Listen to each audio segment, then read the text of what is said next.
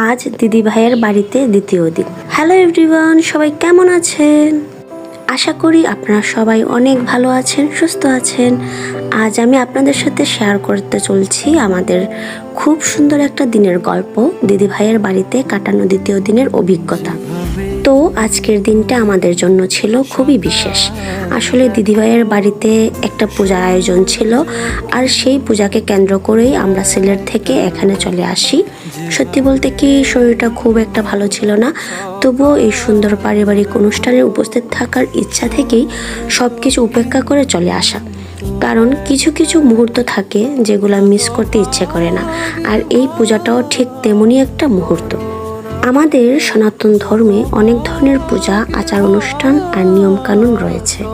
প্রতিটি নিয়মের পেছনে থাকে একটা সুন্দর অর্থ, একটা বিশ্বাস, একটা ঐতিহ্য। আমরা চেষ্টা করি সেই নিয়মগুলো মেনে চলতে, সঠিকভাবে